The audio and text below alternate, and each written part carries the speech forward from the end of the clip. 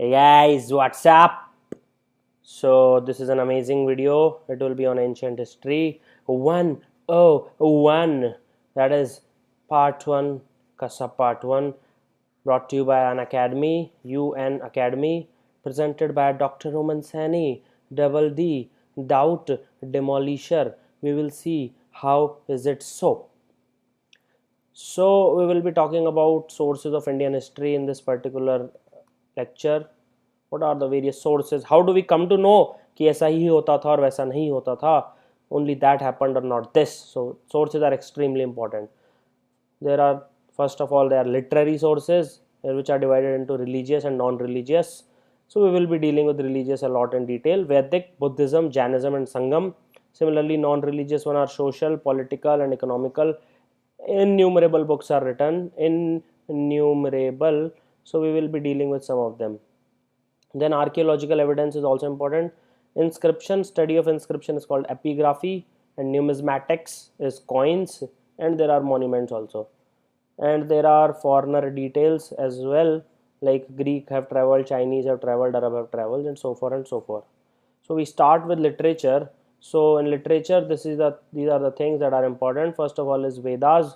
So Vedas literally means from Vidhi, that is to know, that is knowledge.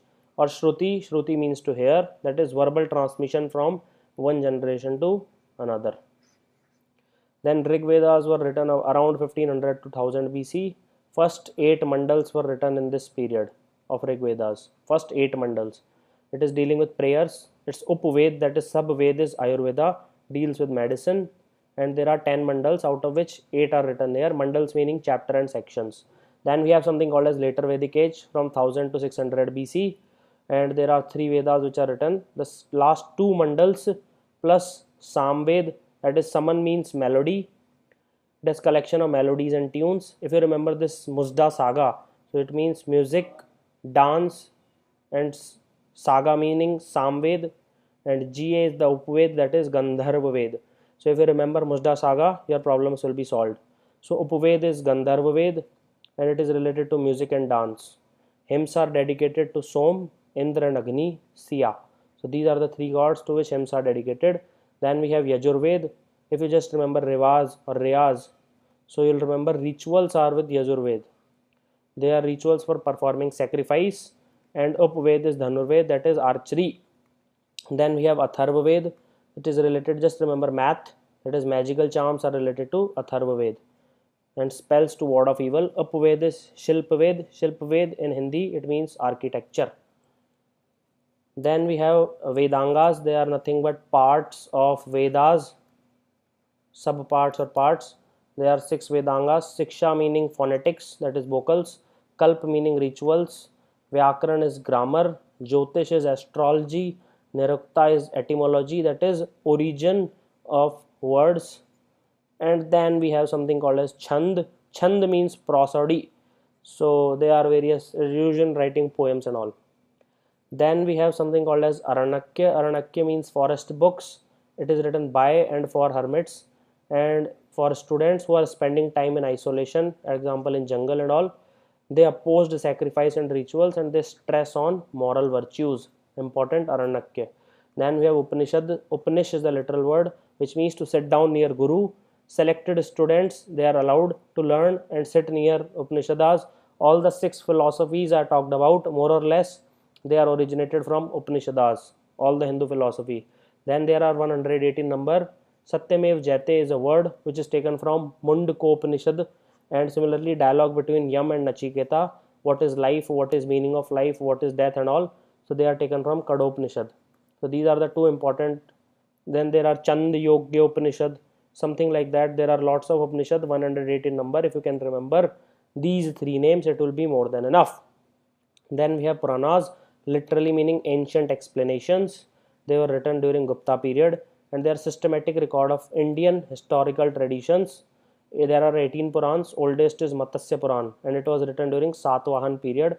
They were Andhra kings, and Gautami Putra Satkarni was the most famous king of Satvahan period. We will be dealing in details later on. Then we have something called as Buddhist literature. The Jatakas, that is a story of previous birth and rebirth of Gautam Buddha. Then we have Pitakas. Pitak means Pali. It is a Pali term. Buddhist is written in Pali entirely. Pitkas literally means basket. So they are basket of wisdom. Something called a Vinay Pitak, Sutta Pitak, Abhidham Pitak. Vinay Pitak was code of conduct followed by Buddhist monks. Sutta Pitak is religious ideas of Gautam Buddha. Anand was a disciple, he compiled it. And then is Abhidham Pitak, that is philosophical ideas of Gautam Buddha, and Ashok the Great made important contribution to Abhidham Pitak. Then we have Miland Panho. Menander was an Indo-Greek ruler. He was conversing with and questioning Nagasen, who is a Buddhist monk, and finally he got converted to Buddhism. So it is the Miland Panho. Then we have Angutar Nikaya, that is contain information on 16 Mahajanpadas. You don't need to remember their names, but just remember the name of books, not Mahajanpadas. Then we have Jaina literature or Jain literature, whatever you call it. The language is Prakrit. For Buddhist it is Pali. For Jain it is Prakrit. Then Kalp Sutra is the first book. It deals with initial history of Jains. Like there are 24 Tirthankars. Tirthankar literally means pathfinders. So I'll be dealing with Jainism and Buddhism in detail. If you want me to, do let me know on Facebook page. Within 24 hours, I will demolish your doubts. Then Rishabdev was the first Tirthankar and 24th Tirthankar was Mahavir. Then we have something called as Naya Dhammakaha. Naya Dhammakaha. They include doctrines of Mahavir, and we have something called Acharang Sutra, code of conduct, followed by Jains. Earlier it was Vinay Pitak for Buddhist, and here it is Acharanga Sutra. Then we have something called as Sangam literature. 2013 mains, there was a question from Sangam literature. Please make sure you pay attention. Language is obviously Tamil. It is from 300 to 300. It is BC to AD. First book is Selappa Digram. It is also called as Jeweled Anklet.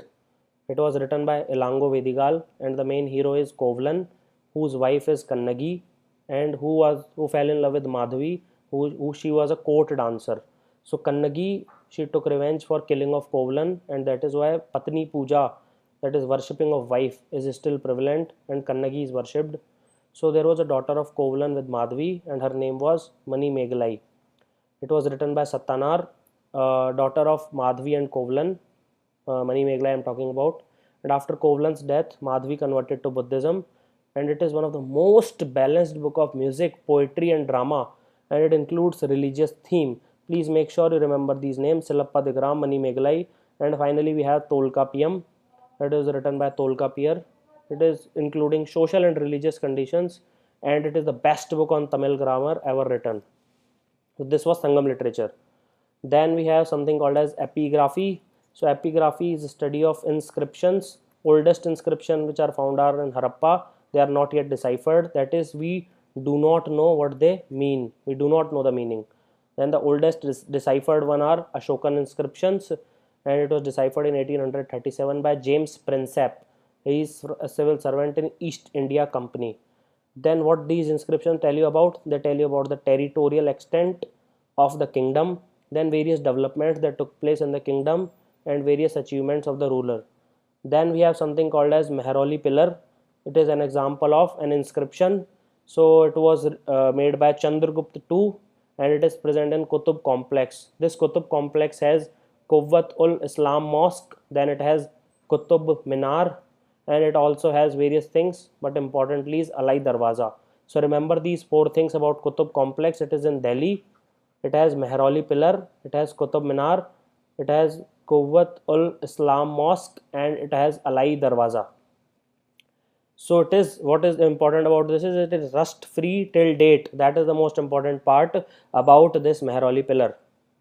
Then we have something called as numismatics. Numismatics is a study of coins, and it depicts what usually depicts rulers on coins. I am talking about ruler का photo होता है, trees, gods, animals, and socio-economic importance are depicted on these coins. So started from Harappa and Rigvedic age. There was no currency. It was developed on barter system. You might be knowing barter. Let's say if you have wheat and you want rice, so you'll exchange them. No currency required. So exchange of goods on barter system, double coincidence of wants. Then we have something called as later Vedic age from 1000 to 600 BC, and they are related with something called as Nishka. Extremely important term, Nishka. Please make sure you know this Nishka term. It is a gold coin. It started in later Vedic age. Then in modern empire we have punch marked coins, they were punched. They were punched and they were called as Pana or Karsh Pana. They are mix of 95% silver and 5% copper. Is that understood? So these are the mixture, 95% silver, 5% copper. Then finally our today's modern currency, that is rupiah. It was started by Sher Shah Suri in 1540s.